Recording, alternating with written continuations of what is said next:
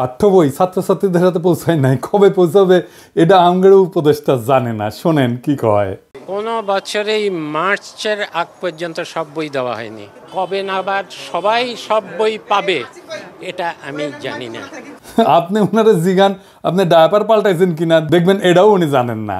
আবার আমার দেশে একটা প্রতিবেদন দেখলাম, সেখানে দাবি করা হয়েছে যুবলীগ নেতার ষড়যন্ত্রে পাঠ্য বই পাওয়া বিলম্বিত হইতেছে। নির্ধারিত সময়ের মধ্যে শিক্ষার্থীদের হাতে যেন এনসিটিবি বই তুলে দিতে না পারে সে লক্ষ্যে কলকাঠি নাড়তে শুরু থেকে সক্রিয় হয়ে ওঠে একটি চক্র, যারা অযথা সময় ক্ষেপণ করে লক্ষ্য হাসিল করতে চায়। তাদের মূল লক্ষ্য ছিল অন্তর্বর্তী সরকারকে বিব্রত করা। বিভিন্ন গোয়েন্দা সংস্থা ও এনসিটিবির কর্মকর্তাদের সঙ্গে কথা বলে এর সত্যতা মিলেছে। মুদ্রণ শিল্প সমিতির সাবেক সভাপতি এবং যুবলীগ নেতা জহুরুল ইসলাম পাঠ্যপুস্তক নিয়ে সরকারকে বিব্রত করতে প্রথম থেকেই সক্রিয় হয়ে ওঠেন। এরই অংশ হিসেবে সরকারের বিনামূল্যের পাঠ্য বই মুদ্রণের জন্য 25 মার্চ পর্যন্ত সময় চেয়ে শিক্ষা উপদেষ্টা বরাবর চিঠি পাঠিয়েছিলেন মুদ্রণ শিল্প সমিতির সিনিয়র ভাইস চেয়ারম্যান জুনাইদুল্লাহ আল মাহফুজ। এ নিয়ে ব্যাপক আলোচনার পর তড়িঘড়ি করে সংবাদ সম্মেলন ডেকে ক্ষমা চান মাহফুজ এবং সমিতির প্যাডে চিঠিটি যাওয়ায় নিজের দায় স্বীকার করে ক্ষমা চেয়েছেন সমিতির সভাপতি রাব্বানী জাব্বারও। রাব্বানী সাবেক ডাক ও টেলিযোগাযোগ মন্ত্রী মোস্তফা জব্বারের আপন ভাই। আওয়ামী লীগের মন্ত্রী স্টিভ জব্বারের ভাইরে দেওয়া হয়েছে বই ছাপানোর দায়িত্ব, রাব্বানী জব্বার, তো এই হবে না। যাই হোক, আজকে আমি এই শিক্ষাক্ষেত্রে বিশেষ করে প্রাথমিক আর মাধ্যমিক শিক্ষার ক্ষেত্রে সিলেবাস, পাঠ্য বই, পরীক্ষা পদ্ধতি এই সমস্ত নিয়ে শিক্ষা ব্যবস্থার সংস্কার নিয়ে কথা বলবো। শিক্ষা সংস্কার নিয়ে কথা বলার আগে দুটো জিনিস নিয়ে একটু কথা বলে নিই, এটার সাথে সম্পৃক্ত। ছাত্ররা বই পায় নাই। এই যে মাসুদ কামাল কইতেছে হাসিনার আমলে কখনোই বই পাইতে দেরি হয় নাই, শোনেন কি কইতেছে, তার মুখেই শোনেন। এত বছর ধরে মানুষ স্বৈরাচার মৈরাচার সব বলছি, গালাগালি সব করছি, একটা কিন্তু পোলাপান বই পাইছে না, উনি দিতে পারবেন না। সে কি ঠিক বলিছে? দেখেন, এটা 2023-এর খবর, বই ঠিক সময় মতো পাইছে। আবার দেখেন, এটা 2022-এর খবর, তার আগের বছর ঠিক সময় মতো বই পাইছে। 2023-এর আর একটা খবর দেখায় যে দেখেন ঠিক সময় মতো বই পাইছে। তাহলে মাসুদ কামাল কেন বলে যে হাসিনার আমলেও বই পাইছে 1 তারিখে? মাসুদ কামাল হাসিনার লেসপেন্সারি করিচ্ছে, ফ্যাসিবাদের লেসপেন্সারি করিচ্ছে, এটা টের পাচ্ছি। কারণ মাসুদ কামাল মনে করিচ্ছে আওয়ামী লীগ যদি আবার ক্ষমতা এসে যায় তাহলে একটা দাও মারা লাগবে। যাই হোক, এটার বাইরেও একটা কারণ আছে। কারণ এটা হচ্ছে বাংলাদেশ, কেউ যদি প্রমিনেন্স পায় নিজেরা ঈশ্বর ভাবতে থাকে, সে নিজেই রেফারেন্স উৎপাদন করে, নিজে চেক করবে তার টাইম কই। তাহলে এই যে মিছা কথাটা সে কইল, তার কি হবে? মাসুদ কামাল সিনিয়র সাংবাদিক, যাই হোক, আমি তার উপরে এখনই চড়াও হব না, তার আমি বেনিফিট অফ ডাউট দিতে চাই। স্লিপ অফ টাঙও তো হইতে পারে, ভুল হইতে পারে, কিন্তু মাসুদ কামাল এর পরে যদি ভুলভাল মিছা কথা কইছেন তাইলে গেলে বুঝেছেন একেবারে কচ্ছপের কামড় দিয়া ধর্ম কলে। এবার আসেন, বইয়ের সিলেবাস পাল্টাইছে সরকার, জুলাই আগস্টের বিপ্লবের ঘটনা ঢুকাইছে। কি ঘটনা করিছে সেটা এনা দেখি, আসেন। দেখেন, হাসিনার নাম নেয়নি, পরে মনে হয় পুলিশের দায় শুধু, আওয়ামী লীগ নাই, ছাত্রলীগ নাই, গণঅভ্যুত্থানের বিরুদ্ধে মেইন কালপ্রিটের নাম নাই। এরা বাচ্চাদের কি শিক্ষা দিতে চায়? যদি বইয়ে হাসিনার নামই লেখা না হয়, আওয়ামী লীগের নামই লেখা না হয়, ফ্যাসিবাদের নামই লেখা না হয়, তাহলে গণঅভ্যুত্থানটা হইল কার বিরুদ্ধে? জনগণ তো হাসিনার বিরুদ্ধে দাঁড়াইছে, পুলিশ তো প্রতিরোধ করতে গিয়ে নিপীড়ন করছে হাসিনার অর্ডার নিয়ে। এই নৃশংস প্রতিরোধের দায় কেবল পুলিশকে দিচ্ছে কেন? হাসিনার নাম কেন নিচ্ছে না? বাচ্চাদের জানা উচিত না হাসিনা জোর করে ক্ষমতায় থাকা এবং তার অপশাসনের বিরুদ্ধে আমরা ফাইট করছি। আমাদেরকে এখনো কারা হাসিনার রাজ্যে রাখতে চাচ্ছে, যে রাজ্যে হাসিনাকে কালপ্রিট বলা যাবে না? তো কে লিখেছে? রাখাল রাহা, ওর আসল নাম সাজ্জাদুল হক। এই এত ইসলামোফোব যে নিজের মুসলমান নামটা পাল্টা এটা হিন্দু নাম নিছে, প্রগতিশীল হয়েছে। যে বইটা দেখালাম এটা 5ম শ্রেণীর বাংলা বই, এখানে যে খুনি ফ্যাসিস্ট হাসিনার নাম লেখা হয়নি তা না। 9ম 10ম শ্রেণীর বাংলা বইয়ে জুলাই আন্দোলনের ইতিহাস কেন্দ্রিক একটা গদ্য যুক্ত করা হয়েছে, এটাতেও খুনি হাসিনার নাম লেখা হয়নি, আওয়ামী লীগের নাম নেওয়া হয়নি, ছাত্রলীগের নাম নেওয়া হয়নি। নাম না নিয়ে এরা ইতিহাস লিখেছে। কি লিখেছে দেখেন, মূলোৎপাটন করবে শাসন ক্ষমতা আঁকড়ে থাকা ফ্যাসিবাদী এক শাসককে, নিপীড়ক সরকারও প্রস্তুত, তার আছে দলীয় বাহিনী। দেখেন, হাসিনার নাম নেয়নি, দলীয় বাহিনী ইউজ করছে হত্যাযজ্ঞ চালাইতে, কিন্তু এই দলীয় বাহিনী আওয়ামী লীগ ছাত্রলীগের নাম লিখতে এদের জাত যায়, লজ্জা লাগে। এরা ইতিহাস লিখতেছে, কিন্তু আমরা কার বিরুদ্ধে যুদ্ধ করছি তার নাম লিখতেছে না। কারা শহীদদের খুন করছে, গুলি করছে, পঙ্গু বানাইছে, অন্ধ বানাইছে, তাদের পরিচয় বলতেছে না। এটা কেমন ইতিহাস? আবার দেখেন লিখছে, কিন্তু প্রতিরোধ করেছিল সরকারি দলের দুর্বৃত্ত বাহিনী, তাদের পাশে ছিল রাষ্ট্রীয় বাহিনীগুলোর ক্ষুদ্র একটা বিপদগামী অংশ। মানে বুঝিছেন, সরকারি দলের দুর্বৃত্ত বাহিনী বলতে পারতেছে, যেন এই বাহিনীর নাম নাই। আপনারা দেখেন রাষ্ট্র বাহিনীর একটা ক্ষুদ্র অংশ নাকি বিপদগামী ছিল। হ্যাঁ, হাই সেলুকাস, যেখানে আস্ত একটা পুলিশ বাহিনী, আস্ত র্যাব, ডিজিএফআই, এনএসআই, ডিবি জনগণের বিরুদ্ধে দাঁড়াইছে, সেখানে ক্ষুদ্র একটা বিপদগামী অংশ নাকি দাঁড়াইছে। কি কারে ইতিহাসের বিকৃতি বলেন? এই ইতিহাস ঘটার 4-5 মাস না যাইতেই এই ইতিহাস বিকৃতি, তাও গণ অভ্যুত্থানের সরকার ক্ষমতায় থাকা অবস্থায়। পরে কি হবে তাইলে ভাবেন। এই বই রাগালরা মধ্যে ঢুকে দেবেন। হারামজাদা বুদ্ধিজীবী চাইতেছে। এবার বুঝেছেন তো কেন আমি বাঙ্গু সুশীলগের আর বামদের গেলাই। সিলেবাস নিয়ে হাসিনার আমলে কত কাণ্ড হইতো আপনাদের মনে আছে না? আমি একটার পর একটা এপিসোড করেছি, যে দেখেন কতগুলো এপিসোড করেছি অসঙ্গতিগুলো দেখা দেওয়ার জন্য। সিলেবাস নিয়ে সিরিয়াস কাজ হাতে গোনা বাংলাদেশে কয়েকজন করছে, তার মধ্যে আমি একজন। একবার ঘুণাক্ষরও আমারে কইল না, ভাই আপনার মতামতগুলো কি বলেন, বইগুলো দেখে একটু মতামতগুলো দেন, বলে না। আমি যে খুব জ্ঞানী লোক তা না, কিন্তু আমাকে দেখতে দিলে তো ক্ষতি নাই, তাই না? আমার রিকমেন্ডেশন নিয়েন না, দরকার হইলে একটা মতামত তো ফ্রি পাইতেন, তাই না? রাগালরা যে কাজটা করিচ্ছে, টাকা নিচ্ছে, গাড়িতে ঘুরিচ্ছে, গাড়ি পাইছে একটা ফ্রি, অফিস পাইছে, স্টাফ পাইছে, আমরা তো টাকাও দিতে হতো না। তো সাজেশন নেন না কেন? কারণ হইতেছে রাখালরা শুধু হিন্দু নামই নেয়নি, তার সাথে হিন্দু ধর্মের বর্ণ প্রথাও নিছে। আমি তো নমশূদ্র, তাই আমার সাজেশন নিলে জাত যাবে রাখাল রাহার।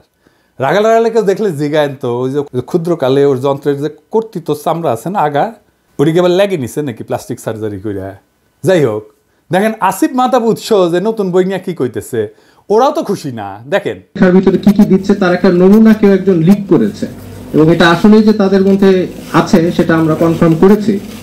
যে একটা গল্প তারা দিয়েছে, এটা আপনারা সব অনলাইনে পাবেন। তো গল্পটার এখানে অনেক সুন্দর সুন্দর কথা আছে, তার মধ্যে আমি একটা পড়ে শোনাই, যেটা পড়তেও আমার ভালো লাগছে। Sundays try to walk like a lady and not like the slut that you bent on becoming. এটার মানে হচ্ছে এইভাবে, মানে রবিবারে ভালোভাবে হেঁটে যাবে, যাতে করে তুমি যেই খানকি না সেটা হতে চাও, তুমি সেটা না হতে পারো। এবং এই গল্পে এই ওয়ার্ডগুলি, মা মেয়েকে খানকি ডাকছে, এটা মানে বারবার আসছে। আমি জানি না এই গল্পটা আমাদের সাহিত্য বা ইংলিশের ক্লাস 9-এর বইয়ে থাকা কতটা প্রয়োজন। তার মানে সিলেবাস নিয়ে ঝামেলা মিটাতে পারে নাই। এবার আসেন আমি সলিউশন নিয়ে কথা বলি। এখন যেভাবে বই ছাপা হয় সেটা বন্ধ করতে হবে, তাইলে পরিবেশের ক্ষতি কিছুটা কমবে। গাছ কাটতে হবে না এই কাগজ তৈরি করার জন্যে, কোনো ছাপা বই থাকবে না। ছাত্রছাত্রীরা ট্যাব পাবে, ট্যাব 1 বছর বইয়ের জন্য প্রত্যেক ছাত্রের পিছনে খরচা হয় প্রায় 500 টাকার মতো।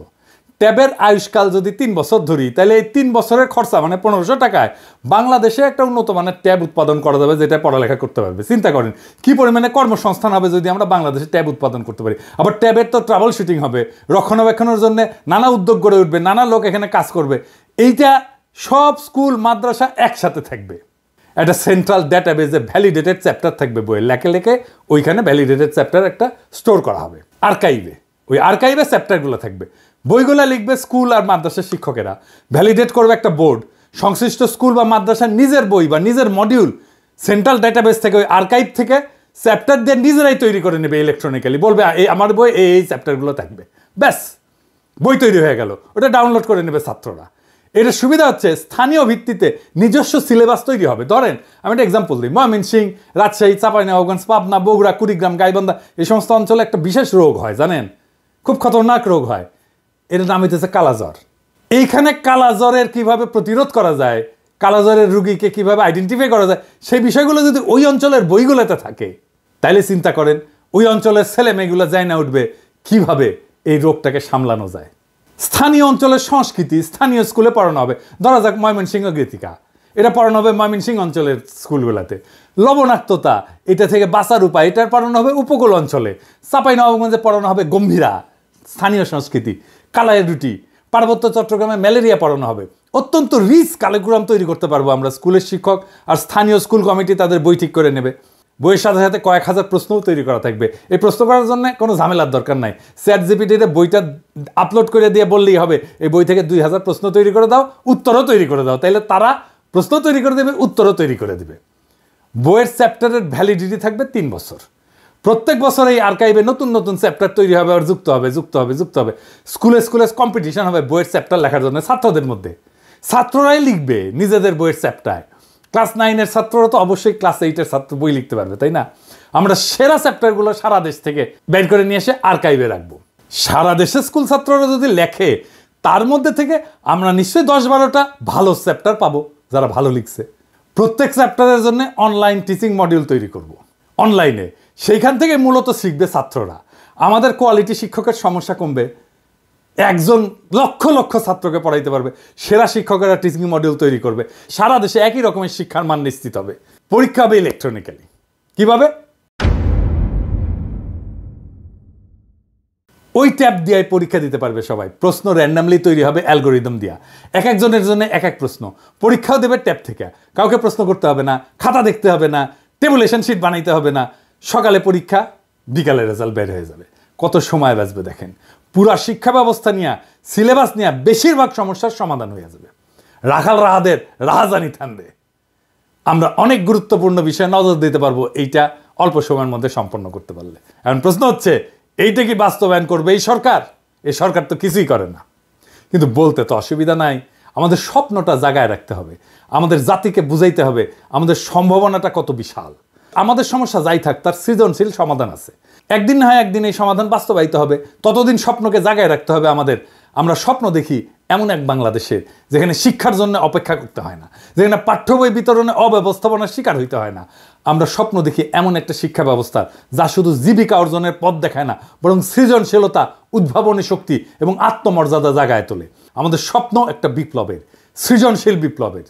এই বিপ্লব কোনো বন্দুকের গুলিতে না, কোনো আন্দোলনে না, কোনো প্রতিবাদের মিছিলে না। এটা হবে আমাদের চিন্তায়, আমাদের দৃষ্টিভঙ্গিতে, আমাদের কর্মের মাধ্যমে বিপ্লব। আমরা বিশ্বাস করি প্রত্যেকটা শিশু একটা সম্ভাবনার প্রদীপ। আমাদের কাজ সেই প্রদীপের আলোকে জ্বালানো। তাদের হাতে কেবল সঠিক বই তুলে দেওয়া না, বরং এমন একটা শিক্ষার প্ল্যাটফর্ম দেওয়া যেখানে তারা নিজেদের শ্রেষ্ঠ সংস্করণ হয়ে উঠতে পারবে, সেই তার বেস্ট ভার্সন হয়ে উঠবে। আমরা চাই প্রত্যেকটা শিশু জানুক যে তারা কেবল ভবিষ্যতের অংশ না, তারা নিজেরাই ভবিষ্যৎ। এই শিক্ষা ব্যবস্থা তাদের আত্মবিশ্বাস, সৃজনশীলতা এবং নেতৃত্বের গুণাবলী গড়ে তুলবে। তারা শুধু স্বপ্নই দেখবে না, তারা স্বপ্ন বাস্তবায়নও করতে শিখবে। এই বিপ্লব আমাদেরকে শুরু করতে হবে। আমাদের চিন্তা, কথা এবং কাজের মাধ্যমে আমরা সেই আগুন চারিদিকে ছড়ায় দেব। আমরা প্রমাণ করব শিক্ষা শুধু এক প্রজন্মকে না, পুরা জাতিকে বদলায় দিতে পারে। আসেন আমরা এই স্বপ্নের অংশ হই। আসেন আমরা সৃজনশীল বিপ্লবের সৈনিক হই। ইনকিলাব জিন্দাবাদ।